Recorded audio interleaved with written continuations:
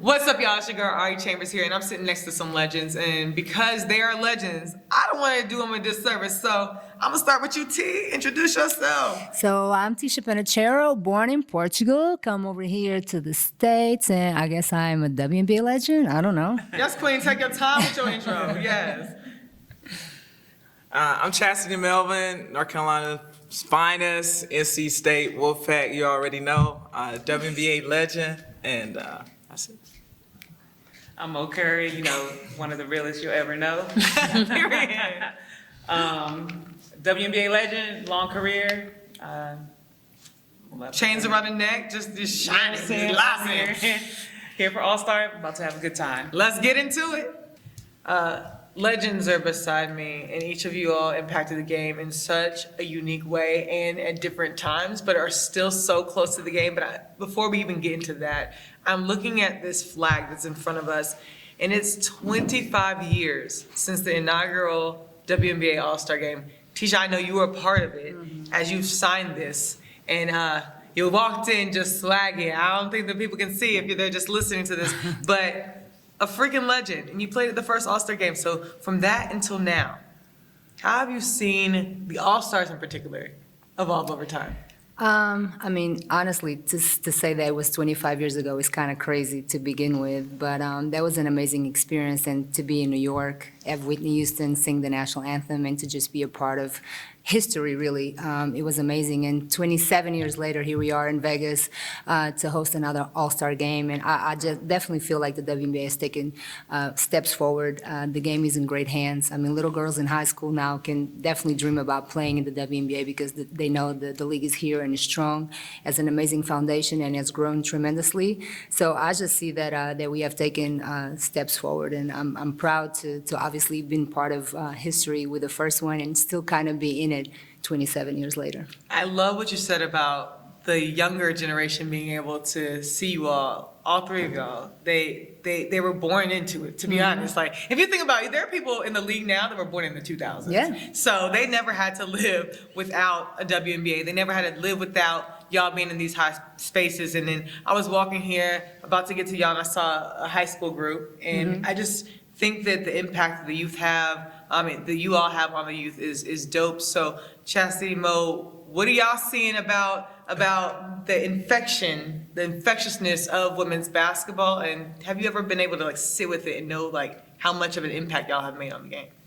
I think I recognize it every day. I coach high school basketball this off season, and just hearing the young girls talk about the WNBA, and actually in high school say, I want to play in the WNBA. Before, in high school, we weren't saying that. Maybe Mo's younger than me, so, but Mo's like, yeah. Yeah, Mo was that way. But I just remember, the inaugural season, and Cynthia Cooper would raise the roof, so Cheryl Swoops, Lisa Leslie, so they inspired me to want to be in the league, and now it's just a trickle-down effect. So the WNBA definitely has an impact, but now it's more global. Everyone across the board knows about the WNBA, and just being here in Vegas this entire week, I'm having people stop me. Are you playing? Are you on the Aces? And I'm but no, really, in some cities you don't have that where you have teams. So Mark and them have done a really good job, because everywhere I've gone, someone has stopped me.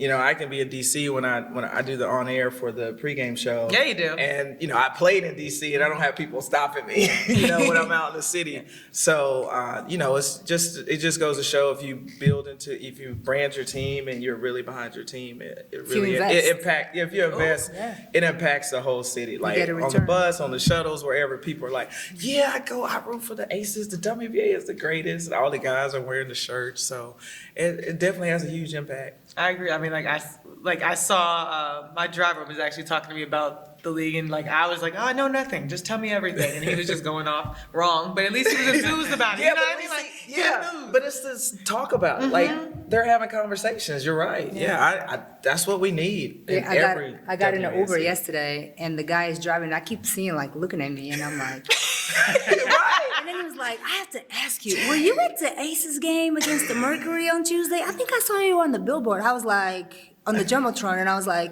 yep, that was me. He was like, I knew was you. Penicheiro? What's your last name? I was like, you're close enough. It's Penicheiro. He was like, all right, can we get a selfie? I was like, after you drive. After you, Not everybody. yeah, I know you gotta, you know. Danger. Yeah, I was like, yeah. No, but that's cool. I mean, there's billboards everywhere you go here. Yeah. And that's the thing. Like, if you invest, you get a return, you know. And Mark Davis, I mean, kudos to him because he really is doing his thing over here. And everybody, the whole city. I mean, obviously they won, so that helps.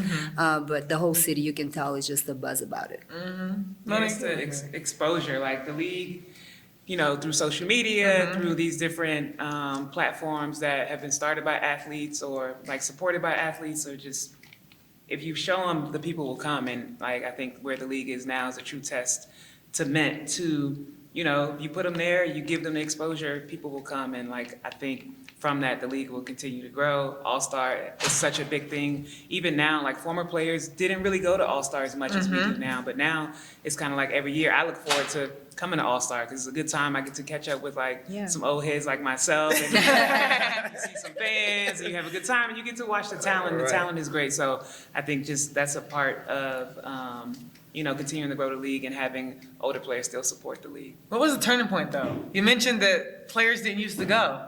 Why y'all be popping up now? I mean, first they used to have it in Connecticut. And Oh. what's going on? What is everybody's literal beef for Connecticut? No, to be fair. Before they start to disrespect. No, to be fair, it is very hard to get flights into That's true. Connecticut. You're not wrong. You're not wrong. I mean, Vegas all day, every day. The airport's right there. You can get to Vegas. So I mean, can we to keep be it fair. 100? I mean, he's Keep it really up. feeling welcome, you know? I think, you know, when you watch the NBA All-Star game, who's sitting courtside? All the legends, the people that started, the pioneers, right?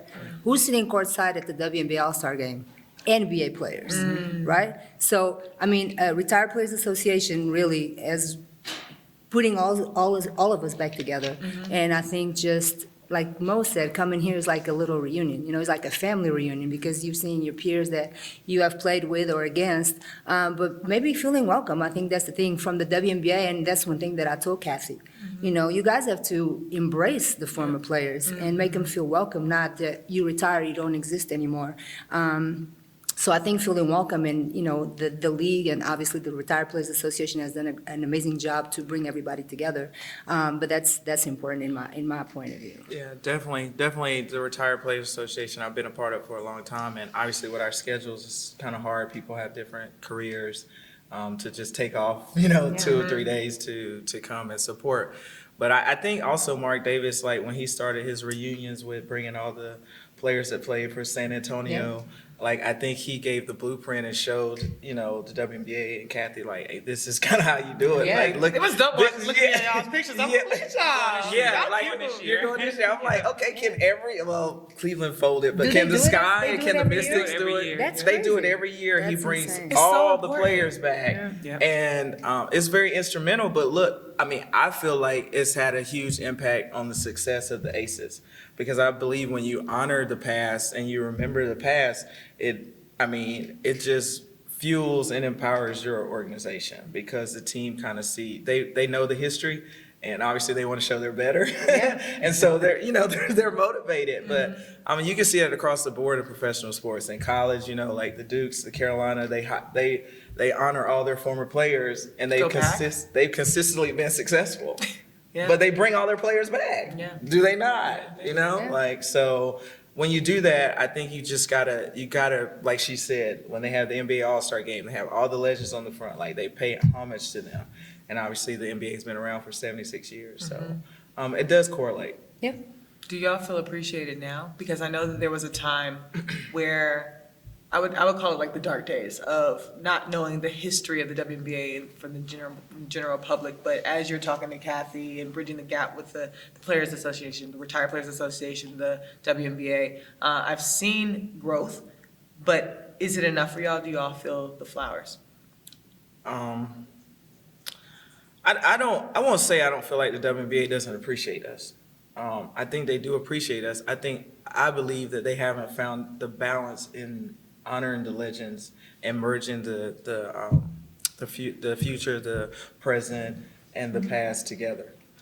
from a marketing standpoint. I think there are certain things they can do brand-wise and marketing-wise, and I don't know if they don't have the sponsorships, the money, the dollars to do that.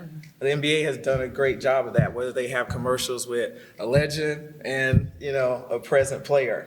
I mean, that's merging the two and branding the two. Like, you don't really see that. Like, we need to see the Cynthia Coopers, with Cooper, we need to, with Kai Cooper from Chicago Sky, we need to see Lisa Leslie with Elena Delle Donne maybe doing a commercial, or like stuff like that. Like, so there are little things I think that they can do from a brand and marketing perspective that kind of makes us feel like, oh yeah, you haven't forgot about us. But I think it's a broad statement to say they don't appreciate us. I mean, we started the league. So I do believe there's an appreciation factor there. I just think there's a lot on their plate in trying to grow the league and impact it from a global standpoint. And now it's just they're concerned on the present players. Okay, how do we market them? But I think there's some space in there to market us and brand us at the same time.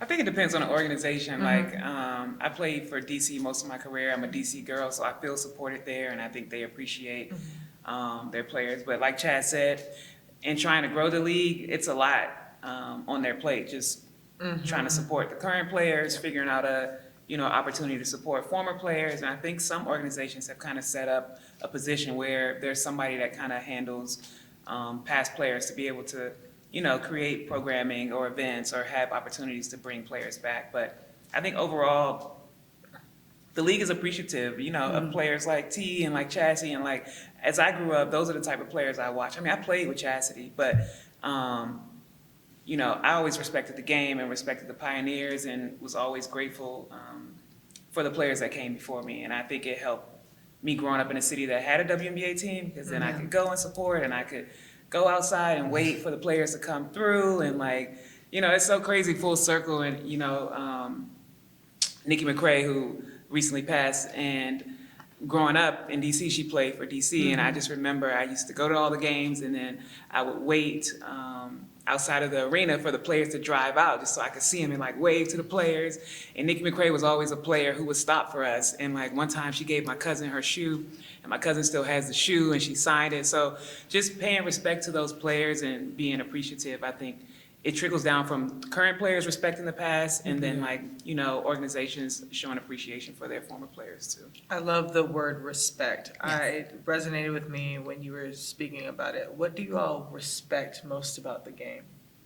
Everything. I mean, I started playing when I was 5 back in Portugal. So, I mean, even if you go on my phone, 90% of my contacts I met through basketball. I mean, the money that I've made, it was my job. The people that I've connected with, the memories that I have.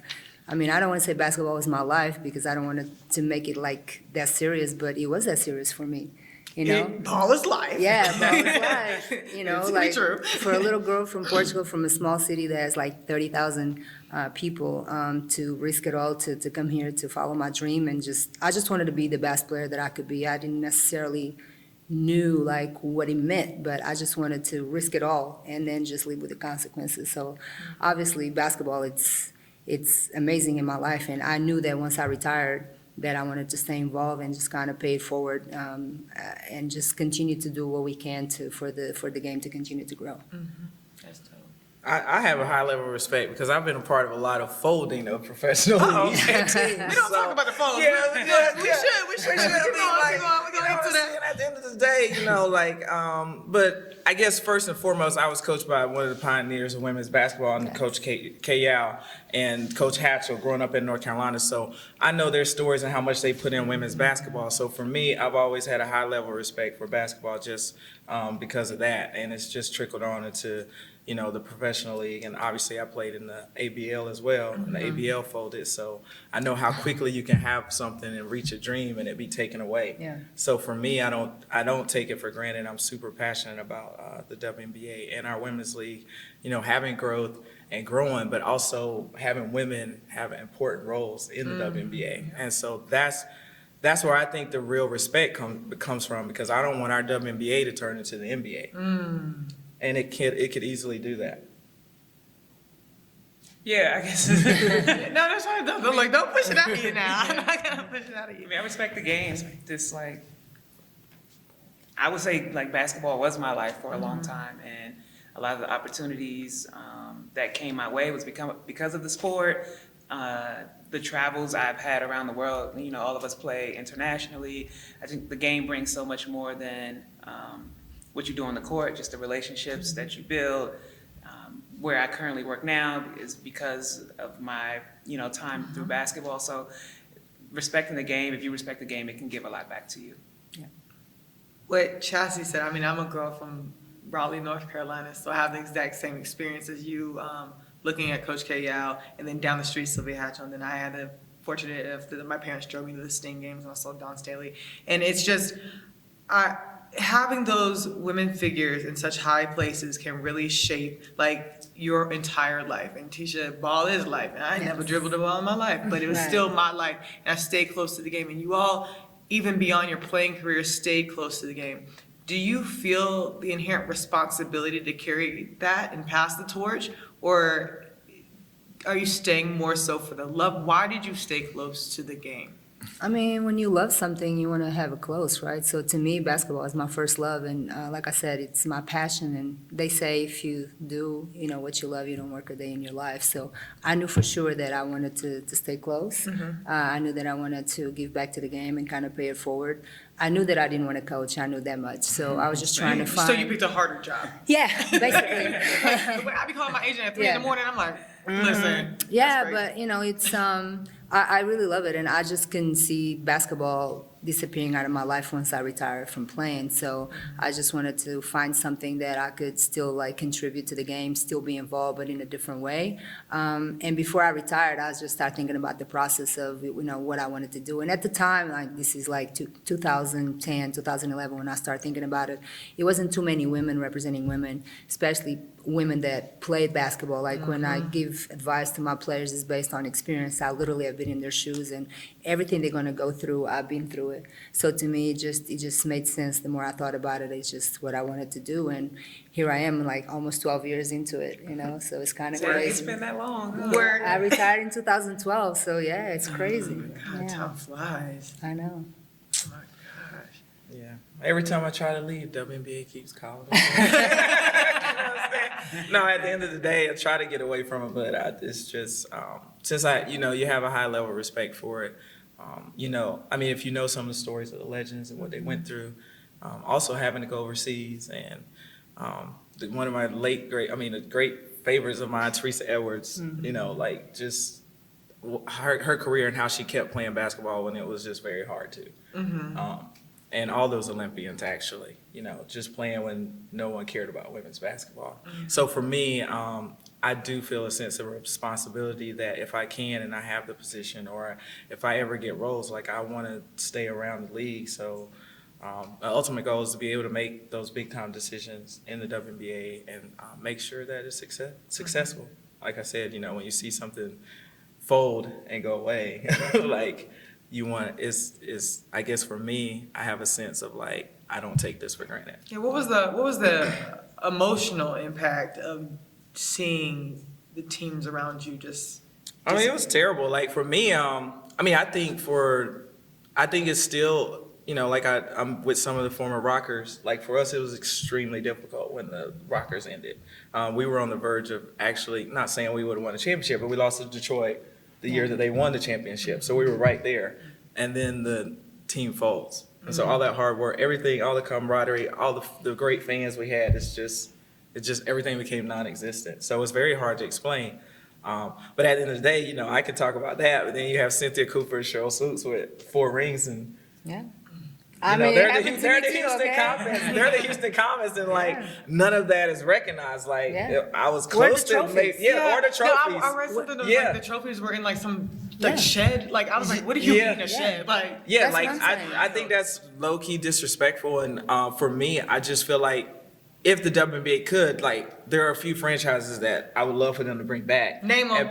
And pay homage to. Name them. Obviously, the Charlotte Sting. Obviously, obviously the Houston Comets, and of course I want the Charlotte Sting to come back. Sacramento and I Monarchs. want to be a part I of think it. Portland should get a And chance. I think Oh, it's Portland's like great. he's And something obviously, different I than mean, Portland. Cleveland rocks, so you got to bring the Rockers back. So And we we had a just great went fan. five? We had Let's a say yeah, five yeah, expansion like basically teams all right of them. Oh. Okay, Like, Everybody. Let's be clear. Bring them all back. Okay, wait. If y'all could bring a team to a new city, where would y'all bring a team to? I was gonna say Miami, but we already had a team, so. I did. I would say So- Philadelphia. Yeah, I was gonna say Philly. Philly too. I think they have good fans out there. Yeah. They support their team. Because I was like, what about Philly? Imagine- everybody's pushing this Philly. I'm like, what? Like, Imagine the diehard Philly fans for that's this true. NBA team. Ooh, That's Lord. true. I don't know if that's good. She like, I've been around the block because I represent Listen, I think it would bring great exposure because clearly we got some diehard Vegas fans down here, Yeah. like literally. Like, Who has the it's best been fans crazy. from when y'all were playing? I know it's like different times now The because the Mystics. Aces. I say, You're I don't know, I tired. can't go against my team. The Mystics are my team, but the Mercury, their fans are like, Yeah. it could be Tuesday, X Factor is and an intense and time. the X Factor would come out and support. Well, 'cause like, they have to. It's hot. and- got the I way mean, we like, inside. yeah, like, that's But, great. You know, DC fans were always great. Like, I think, you know, DC led the league in attendance Yes. for like a bunch of years. And, you know, the fans always showed up. Mercury- I think the the X Mercury Factor- fans, the X Factors. the X Factors are like, I mean, Sacramento, y'all Legit. know about the cowbells. Yeah, we do know about the Cowboys That playing was there. good. That was you got 6 man, the Cowboys. Yeah. Now I feel like Tisha might have some stories about like fans coming up. What's your craziest fan story? Yo, this is like a really true story, okay? So I'm doing autographs at the mall, so and this lady comes and she asked me to autograph her leg, like with a Sharpie, and I'm like, a Sharpie? She was like, yeah, I have a tattoo I appointment. knew it. So when I leave here, I'm gonna go get it tatted. I was like, are you sure? Have you thought about it? She's like, no, I'm Like right there on the positive. And I was like, okay, yeah. So that's Did she why- ever come back and show it to you? Uh, You know I, she I got think, it. yeah, at She a got game. it. Yeah, oh, she got it. Oh, she got it. Yeah. So if you're out there listening, send me a pic. I want to see if it's still, if you need a refill or whatever. A little touch A up. little touch up. It's on T-shirt. Monique, you have the privilege of like being able to be a consumer of the league and then playing in the league. Was there any fan moment that you had as a child when you were like, oh my God, this is my favorite player, and you ran up to her? probably what I talked about earlier. Like, Yeah. Mystics games were like, the thing to do in the summer in DC was to go to Mystics games growing up. And, you know, we looked forward to the summer, we looked forward to the season. I would get on the bus, go down to the games, stay after the games, and just wait for players. That was like my favorite thing. I would wait for the players to come through the garage. And it came full circle when I played for the Mystics, and I'm driving out the garage, and I'm like, wow, I used to stand out here and wait just to That's see great. players come Yes. through. So that was always a memory of mine. I did one time sneak into NBA All-Star Okay. when it was in DC. That was like so fun. I knew the reporters, and I was there. They have they have practice, so they bring in people to be fill-ins for players, so they can make sure, So I was a fill-in for like introductions, and so I was in there. But you're supposed to leave after they do the run-through, the dry run, and so one of the reporters was like, "You can come in the newsroom with me and just wait till the game starts." And I was like, "All right, bet." So I'm just like scoping out, I'm hiding out, and the game starts. I come out the media room. Peeking and, behind the wall, like.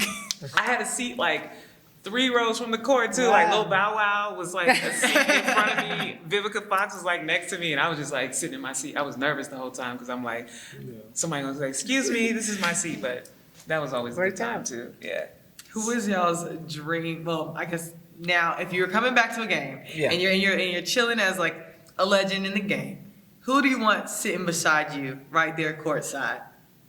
A player or a A celebrity? celebrity, right? A celebrity. I would say Will Smith for me. Mm. I love you, Will. I feel like he'd be like a great. Even like, after the Oscars? Yeah. Oh, I think that made me like. for his work, I think that made me like him even more. Yeah. Okay. Same. Yeah, okay. Honestly, same. Because it's always like he's the nice guy. I guess Yeah. I kind of have mutual respect, I feel it. because I'm I feel it. always I'm the same cool, way. low key, but I go 0 to 100 real quick. Ooh, Mo scared of knows you. that, like, Scared of you. And that's I felt Will in that You related. moment because Yeah, you're I so can't laid relate. back, and then it's just like when you get mad, you do something crazy because you're not used to going there. I thought it was fake, anyways. But It okay, could've so we been. have Chastity and Will, I would say probably Michelle Obama. Tisha and Michelle. I'm gonna say Wanda Sykes because she's Y'all funny. That'd be cut fun. up. Y'all- Yeah, we want comedians, right? We want to have a good time. She goes to Sparks games sometimes, and I've seen her there, and she like talks trash courtside. So I think it would be fun to sit with somebody who would yell at the players. Yeah. That would be a Make good me time for laugh. So sure. yeah. What's dope is that, there was a heavy celebrity presence at the inception of the league, and now we're bringing it back around there, and so it's like the WNBA is a thing to do. There's so much excitement, but with that, it's like, because the product on the court is so good. Yeah. And so what have you seen player-wise, branding-wise, skill-wise that has impressed you all? Because y'all can be critical, because y'all been in this thing, right? Yeah. So what has impressed you recently from this new generation?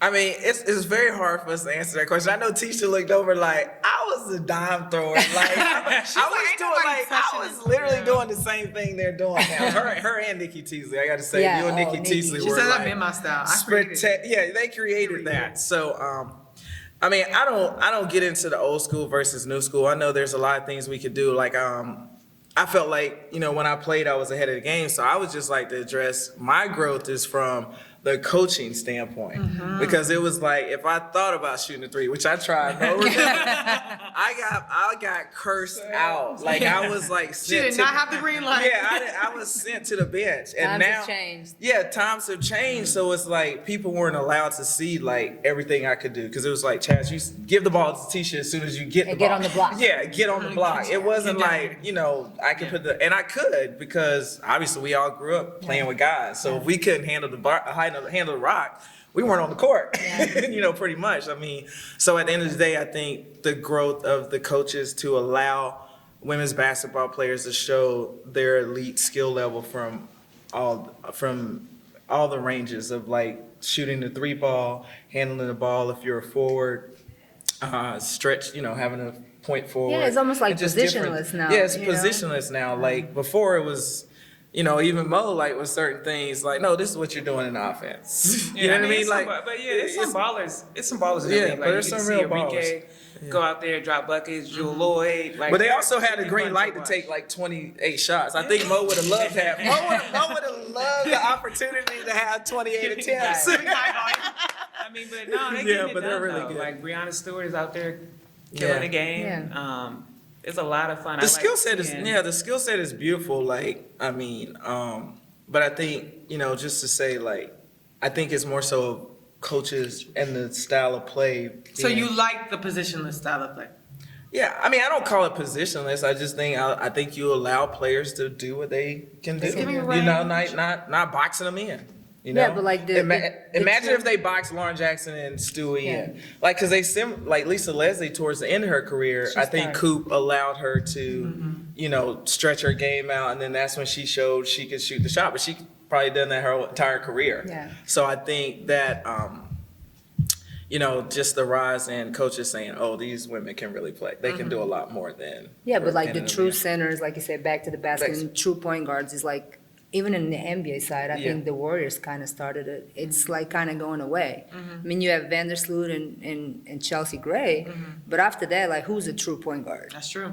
You Good know, facts. like, There's like Yeah. there's a debate online, like the return of the true point guard. I think it's gonna be in a few years. It's gonna be like dinosaurs. They'll be extinct. It's like the true centers too. I Yeah. mean, there are no centers in the NBA anymore. Right, It's just exactly. That's unfortunate. what I'm saying. Joker's a center. I mean, no, he is, but I'm saying, and that's why I think, well, the NBA is always, the NBA, well, we're not talking about the NBA, we're talking about the WNBA, but the WNBA still has centers. We still have back-to-the-back centers and power forwards. We do.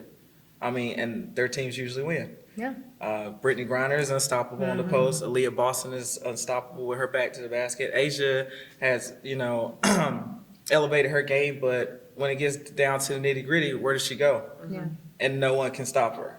So I hope that continues, because I don't I like positionless basketball, but I also think the NBA is pushing players out that have certain skill sets that are integral to the game. And like that's why I feel like Denver might have a run at it, because no one's gonna stop Jokic. Like, yeah, he shoots the three ball, but at the same time, he gets down in the paint and no one can stop him. Yeah. No one can stop him. So they never kind of Even have if it's slow motion. even if it's slow motion. And like to Tisha's point, they actually have a point guard Yeah. that actually, he's a combo guard, but at the end of the day, he made everyone on the team better, like Chelsea Gray does for Skylar did for Phoenix, but we don't know. You know what I'm saying? But at the end of the day, like, you still need two critical positions. Yes, and I think absolutely. surrounding that, it does kind of become positionless basketball. Because if you look at the champions, that's pretty much, you have a center, quote unquote, we don't want to call it that anymore, and you have a point guard. And you have a point guard. Those are the teams winning championships. Everyone here has such longevity in the game. We've mentioned it many times, but I need to know the secrets of staying in the league that's this competitive and that's this limited for entry. I mean, dedication, sacrifice, hard work. What's the extra step, Ticha? Because you can say that for like those who succeed in college. Yeah, I mean, taking care of your body, eating right, stretching, doing the cold pool after practice. It's just a lot of stuff that goes into it that is like the 3-hour practice can be extended to 6 hours because, you know, if you lift weights, if you do your treatment, if you stretch, I mean, foam roll, I mean, and these days it's so much easier because you can actually go home and do game ready and the little boots or whatever, Normatec. I mean, I didn't have any of that. She's like, I ain't had no Normatec. Yeah, I had to stay in the gym and really take care of my body, make sure I go home and, you know, hydrate, drink water, you know, like eat right so I could get ready. And, you know, it more like all the back-to-backs, the traveling, there's so much that goes into it. And if you don't really rest, eat right and all of that, I mean, it can take years away from you. So I think that's the most important thing, but it just comes with a lot of dedication and sacrifice and really in tune yourself, like to see what you need. Not everybody needs the same thing, so you kind of have to know and then trust the people around you to help you. You gotta be able to hoop, though. This is Period. like- Oh, yeah, for sure. A lot of young players, and we saw it this year, and we've seen it the past couple of years. A lot of players who were pretty good college players who you would think would be successful when they got to the W, but like when you get to the W, it's eye-opening. It'll be these players you may have never heard about, but they can hoop. And you get up there and you think you can play, but these players have been in the game. They're grown women, so really working on your game and being able to compete. What's the biggest difference between collegiate play and W play? I'd say everybody can hoop in the W, like even down to the 12th woman. She may not play, but she can ball. They're women, so they're maybe stronger. The game is fast. You got to learn fast. The season is short, so it's not a lot of time to really like build chemistry. What you got training camp for about 3 weeks, then it's like you hit the ground going. So I think the pace of play is different and just the skill level is higher. Like every night you're playing against the best in the world. In college you might play against, you know, NC State now. You might play watch your against, mouth. in college you might play against like a small school. Two NC State on the We team. can't right Watch now your because we're not even going But to talk about every the Not night- the ACC battle right Every now. night in the WNBA you're playing against the best in the world, so you got to be able to tie your shoes up and be ready to go. What you said? Chasity. Girl, bye. It's packed You pride know, we about had these parts. ACC on lock the past 3 Packed years, pride so about these it's all parts. good. Longer than 3. Yeah, longer than 3. Longer than We're 3, struggling don't now. play. We had a down season. We living in last the season. present. It's all good. I think the biggest component just in professional sports in general, like coaching the NBA and being a part of the WNBA, is just the mental aspect of the game. I think that's the biggest difference between college and the pros. In college, if you're the best player on your team, you're not coddled, but, you know, the system is ran for you. Everything kind of, you know, revolves around you, and you're taken care of for 4, 5, 6 years that you're there, that players have been there. And mentally, you haven't, I mean, some players have been challenged, but you haven't been challenged like you'll be challenged when you hit training camp. Right, you get to And- the W, and- everybody's the yeah. best, come from being the best player on their And team. I tell every pro player that I've coached, like, you got to keep your confidence. That's the hardest thing. Like, you may not be playing. You might have a terrible practice. You may think the coach hates you. They might hate you. They might hate you. But at the end of the day, you got to have such thick skin, like, and remember who you are, remember what type of player you are, because mentally, I think that's the hardest component. Like, having that tough skin and just knowing what type of player you are, and that's how you persevere, when you're in the pros. Yeah. Now, Chasity, you coach younger girls now, and knowing what you know now and knowing what they're going to be set up with if they do have aspirations to go to the elite level, how do you keep them encouraged knowing that it's such a small fraction that actually makes it to where they want to go? I tell them all the time they have to love the game. You know, I consult a lot of AAU programs when I'm not, you know, in the league coaching, and I just tell them, like, this isn't something like you can just kind of like. This is, if you want to be a pro, you gotta love it. You gotta love it, and when you love something, you're gonna sacrifice for it. You're gonna discipline yourself, and you don't have to have people tell you you need to work out. You know, you need to train. You know what I mean? At the end of the day, and a lot of players I see, they need that. You know, even I've coached in the pros, and I was joking with Mary the other day, who's coaching with the Celtics here in the G League, and I was like, "Yeah, players that come out to me and be like, Coach, you want to shoot?" I'd be like, "Nah, I'm retired." I don't want to shoot. I don't want to shoot. I don't want to go in the weight room. I'm like, do you want to shoot? You know, at the end of the day, so that's what I mean. Like, they have to have that inner drive to push themselves. There's too many Like, distractions these days. Yeah, they have a lot of distractions. Like, I can't keep. I think T Spoon spoke on a panel yesterday, and she was just like, you know, telling players, you know, to be at a certain time, and then they're late. You know, we can never do that. That to me is so audacious. Our generation can never do that. Like, to this day, we're scared to be late. Like, Rachel said, be here at 10:30. I'm like, Look at all that morning, morning, like 10 o'clock, like, hey. it's like, for old school, it's ingrained. And like, coaching high school this year, because I was out of the league, my girls were coming late. They had so many excuses. And then it's like, well, Chaz, you got to be different. Like, it's a new generation. Like, they're allowed to be late. And I'm just like, for me, it's just the weirdest How do you thing. adjust yourself as a coach like with that? No, Like, I didn't adjust myself. They had issues with me. They had to be on time. And I told their parents, like, I'm not changing that. I do think you have to change your coaching style with this younger generation, but I do think, like I said, that's why you got to know the history. Like, I do think some of the staples of old school coaching or just character building, being on time is like, it's just something that should be taught. That shouldn't even be arguable. Yeah, it shouldn't be. It shouldn't It's be, not you even know. just a basketball thing. It's just a It's life. a Yeah, life it's a skill. life. Yeah, some life skills. Yeah, and that's not for a coach. Even coaching the pros, it's a life skill. Like T Spoon talked about it. She was like, "I'm gone." You know, I look the players out there. He's late. He's out there just feeling the ball. I'm nowhere to be found. Like, you have to teach them that life skill, because it's actually helped me be successful. Those little things have helped me be successful and get opportunities and keep getting opportunities. And then also, you know, you hear on the other end, professional players, once they retire, because they still have some of those traits, well, I'm late or da-da-da, it makes us look bad when they're late, some of the stars. That's true. You know, at the end of the day. So, some of those staples, life skills, I still teach my players. And actually, they appreciate that. Yeah, one thing that I'm a little scared about this generation is like, how do they deal with adversity? I don't think they know how. Like, even the portal, like, I don't know what y'all think about the portal, but to me, it's like, you just go into the portal, but you don't really have a strong reason. Like, to me, it was like, you started something, you're gonna figure it out, you're gonna finish it.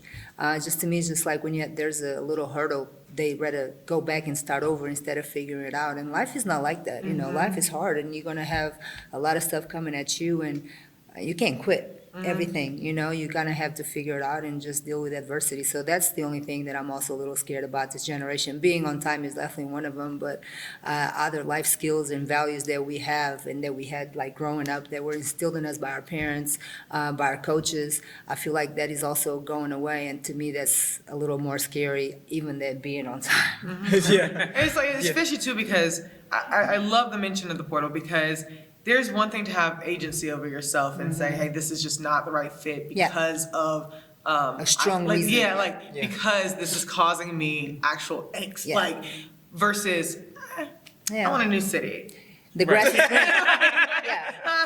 Is the grass is greener mentality is kind of frustrating sometimes, you know, because it's like people always think that something is better out there, and it's not. Like, it's better where you make it better, you know, try to figure it out. Like I said, if you have a really strong reason to move and to go somewhere else, that's cool, but because the coach yelled at you because he didn't touch the line and now you're mad and you go and you put yourself in a portal, to me, that's not a strong enough reason. So, I don't know. Just sometimes I'm really too old school and I try to adjust, but some things just don't sit well with my spirit. It don't feel right. But what feels right to, you know, I would say 2 out of 3, like being so like present on socials. Monique, I'll go to you.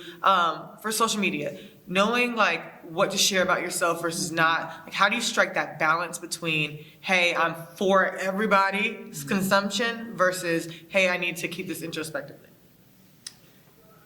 I think for me it doesn't matter. I mean, Yeah, open it book, still she's like, matters a anything, little bit, whatever. but I think like players, fans have more access to players now, and I think that's a big part of them growing, like their marketability, their fan base, just growing themselves and their business. Because now players, they're businesses. They're not just players. So in a way that they can interact, I think it's great. I think it's great for the game. I think it's great for individuals.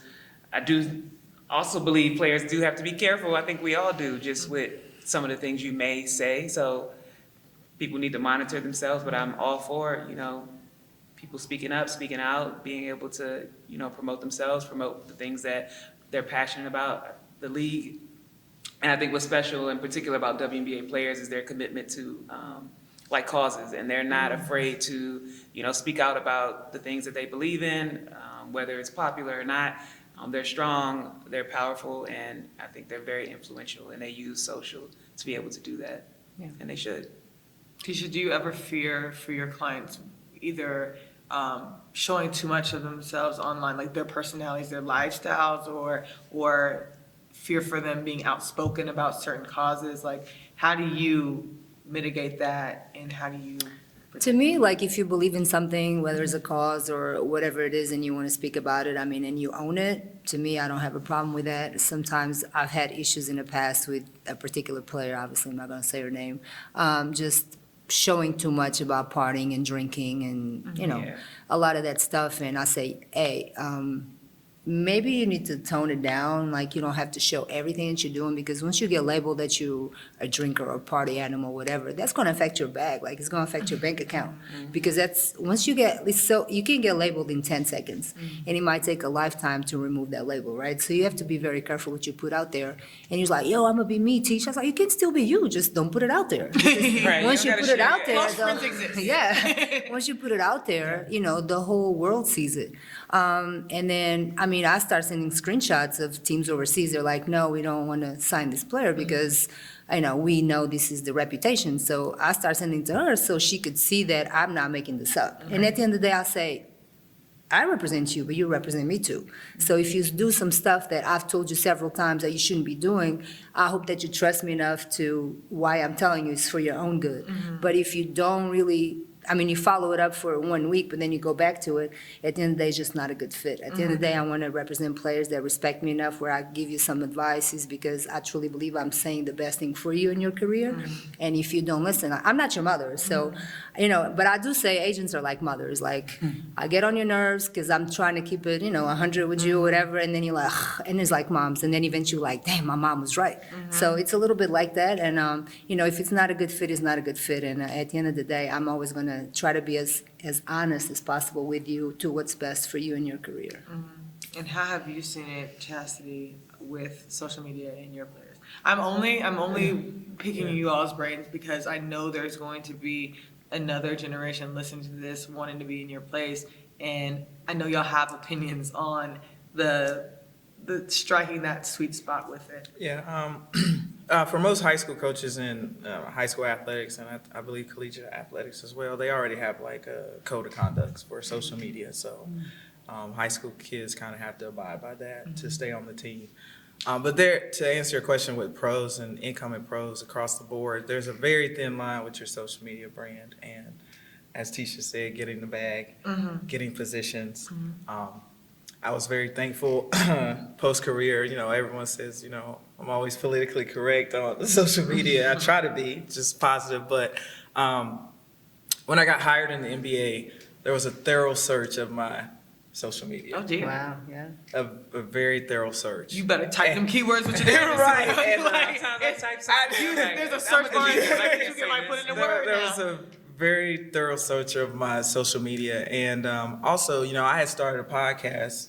Years ago, I've been on blogging sports, like once I retired, to keep up with the game, and human perception is just very broad. So even if you think you're being positive and politically correct, you can say something like, even if I'm going through the teams, like coaches or general managers can have a perception that I'm saying something in a negative way. So it's just a very thin line. People are getting canceled. So I tell everybody, if you're not Elon Musk or if you're not worth $1 billion, then social media should be branded in a very specific way, considering what you want to do with your life. So once I'm a billionaire, they're gonna find out the real Chaz. You don't be saying whatever. Yeah, I understand whatever. But no, it's just, I mean, in all seriousness, it's a very thin line, between, getting Can a make you college, or break you. getting a college scholarship, trying to get in the NBA, trying to get in the WNBA. Obviously, the people in those top positions, they're still human. So whatever their values and whatever they believe in, I mean, at the end of the day, everybody can say like they're Yeah, very because open. even if you apologize later, Yeah. you already said all of that. Yeah. I mean, hey, if you said it, stand 10 toes down. That's So all. I just try to encourage. I just try to encourage everyone. Like, if you're getting a bag from having a certain brand, then I say, if you're getting NIL money from having certain things, just understand like how long term can that be, because you may miss out on other opportunities. So just know what you put out there, you really stand behind, and it's something you can do long term. And it's out there forever. Yeah, it's So out there know forever. gonna It's be- just a very. It will say that tweet is Yeah. deleted, and then you still see Somebody the tweet. got it. Somebody got a Yeah. screenshot. Screenshot. It's a very thin line. I do remember I was asked by I guess they had a Twitter committee to unlike. I had liked someone's tweet, and I was asked to unlike it because it was offensive. So Oh, wow. yeah. Yeah. That's intense. Oh, they were really thorough with you, they Yeah. say. We will find out all the things. But anyway, bringing it back, because this is the Legends podcast. Mo, I'm going to start with you. What makes you legendary? What makes me legendary? I think my love for the game, my passion for the game. I put in my time. I put in the work. I would say I was a successful professional player. I left the game in a comfortable place when I was ready. And I think anybody that really comes through the WNBA is legendary, because we're all trailblazers, and we're, working our way and being examples for younger generations to have the opportunity that maybe some people older than us didn't have, or we were able to have. So I think if you commit to the game and you give to the game, that makes you legendary. Spit poet. Amen. Chastity, what makes you legendary? Well, I'm legendary because I'm the first from North Carolina. So it's all Period. good. I love the WNBA just exceeded Don't have me that. guessing, 'cause I WNBA just gave me a bigger platform. Period. But for me, I was from a very small town. Shout it out. Yeah, Roseboro, North Carolina, Sampson County. You heard? I can always go back home, but I was just sort of a history maker. So everywhere I went, I'm Talk your stuff. I was fortunate enough to have the opportunities and to persevere, and NC State. Pack pride First to all make the day. Final Four, you already know. You already know what it is. So, We believe I'm in the Hall of Fame in North Carolina. I could go on and on, It's right but there, yeah, Chasity. it's I just feel like I'm a history maker. So whatever organization or whatever I'm a part of, I'm gonna have an impact, and so that's why I feel like I'm like a living legend, and but that also puts pressure because, I'm coaching high school. Everybody like, Chaz, what you doing? Do something, big. So that puts pressure. But at the end of the day, But you are doing I it. just take advantage of all my opportunities, and I try to leave, wherever I am in a better place. And you did. North Carolina will show up and show out. Ticha, what makes you legendary? Oh man, yeah, little girl from a small city, small country where soccer is the number one sport.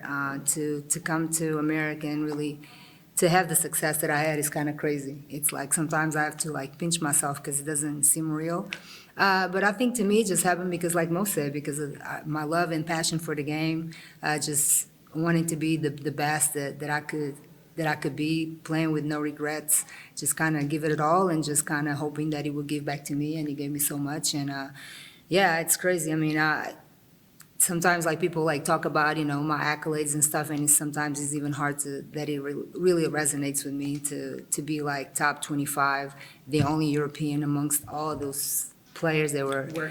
next to me. It's insane, like really. I say it and it's kind of sometimes hard for me to put into words what it really means, but to me, it's just like dream big, put in the work and stuff kind of happens organically. But I know that I made a lot of sacrifices, and probably the first one was like to leave my country, leave my family. This is like 1994. There's no internet, okay? Like I can't even talk to my parents. Like I have to write letters.